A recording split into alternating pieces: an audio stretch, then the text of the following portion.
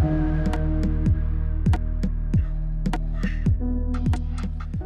I'm Emil from Loupedeck, and today I'll be showing you how our brand new CT works with Ableton Live. Without further ado, let's basically jump into it. We have our Ableton Live view here. You can see we have the default setup of 2 audio tracks and 2 MIDI tracks.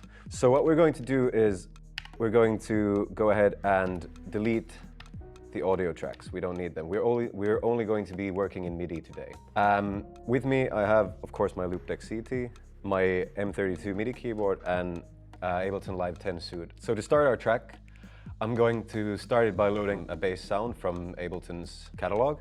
And to do that, I'm going to go into the browser mode on the Loupedeck CT, which will display the browser on the wheel.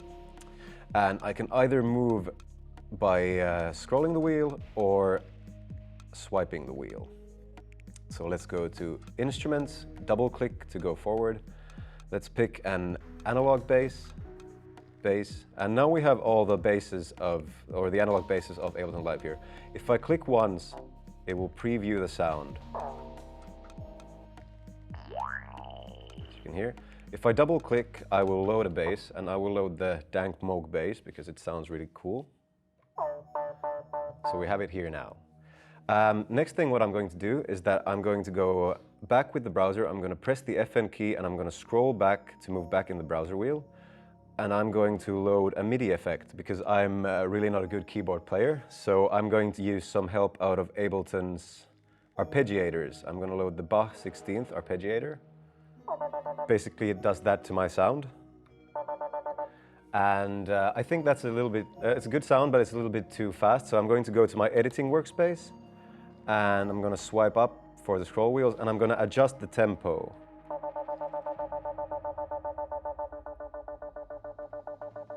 It's a lot better tempo, a lot more a drive in it. So now I have the tempo and I have the synth. So next thing I'm going to do is I'm going to go and tweak a little bit of the synth settings. I'm going to go to my device mode and I'll just going to open up the filter a little bit. And then I'm going to add some drive to it from our device mode. The device mode is pretty cool because it displays all the parameters of any given device in Ableton Live and loads them up to our CT. And you can then scroll up or to the sides to scroll all the different settings. And it really gives you access to all the hidden gems that Ableton's devices have that you normally wouldn't play around with.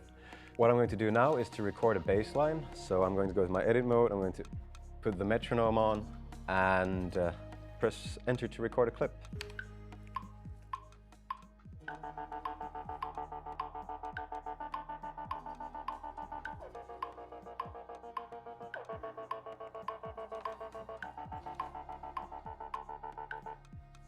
So that's going to be my bass line, very simple.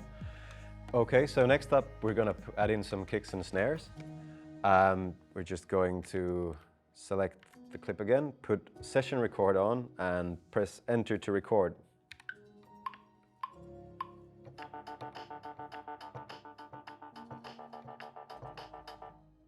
That's all I need.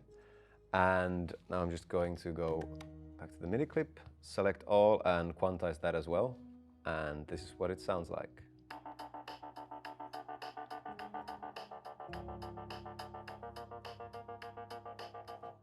Starting to sound pretty good. Next up, I want to add a little bit more character to the drums. So I'm going to go to my mixing page here, and I'm going to add a little bit of delay to the drums, and that should sound pretty much like this.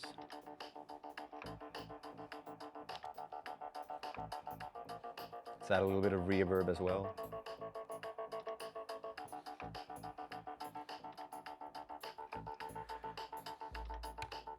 Well, now I have my drums and my bass, so I'm going to add a little bit of synth.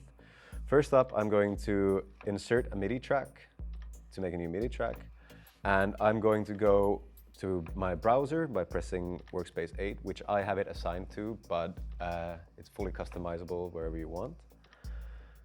Now I have my browser again here, so I'm going to go to Instruments, and I'm going to use Ableton's Wavetable synth. It's find one from here.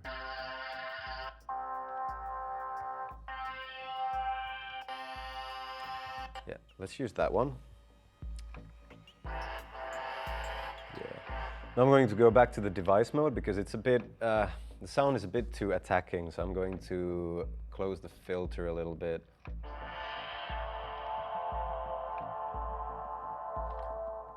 And also add a little bit of reverb and echo.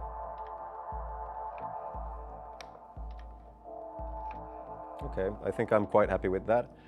Let's record some synths on this.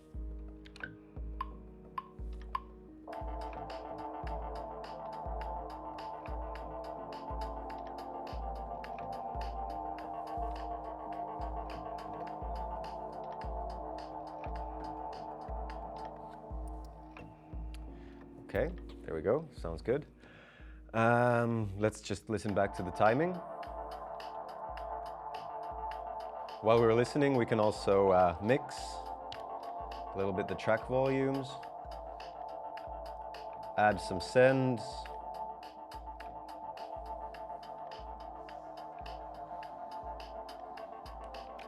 Now that we have some synth, some bass, and some drums, I'm going to add a lead synth. So I'm going to duplicate this cathedral track. I'm going to select duplicate from here.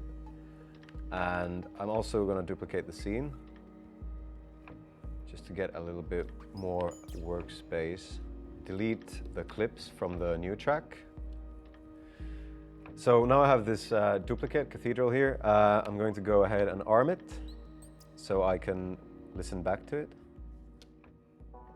And now I still have the same sound that I had in my previous version and previous synth. So what I'm going to do is that I'm going to go to my device mode and I'm going to make the sound a little bit more like a lead synth.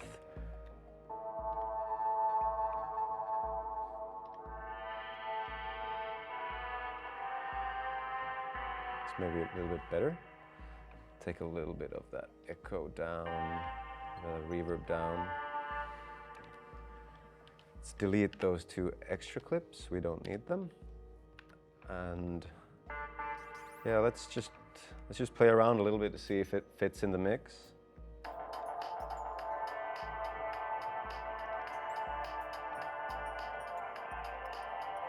Okay. I'm going to record a little bit on it.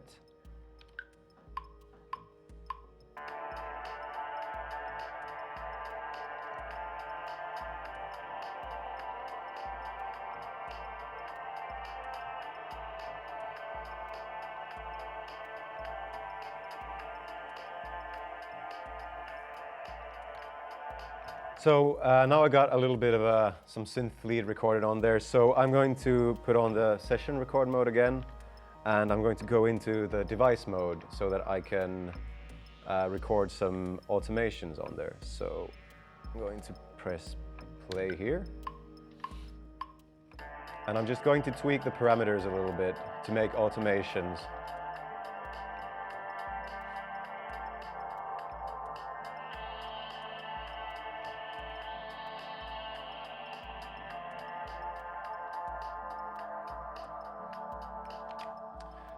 So now we've created a small basic track. We've got some drums, we've got some bass, and some leads and synth, and it's sounding pretty decent. So what we're going to do now is that we're going to transfer this into Ableton's arrangement view. And let's just go ahead and we're going to put record on.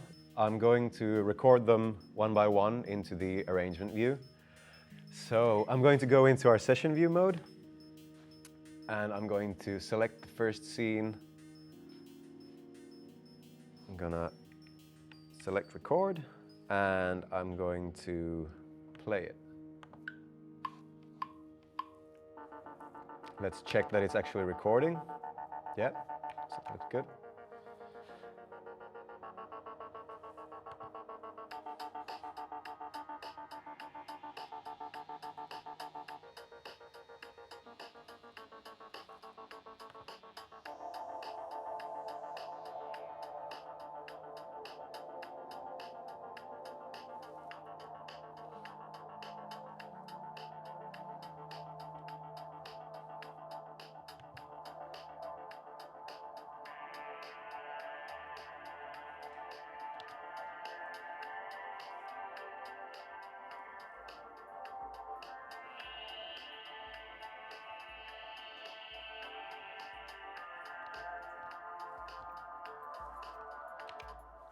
So now we've brought the track from session view into arrangement view, and you can see it here. I'm gonna go ahead and zoom out a little bit so you can see the entire track. You can see all the different clips here, and as well as the latest automation that I've done. So what I'm going to do first is I'm just going to go and delete that automation.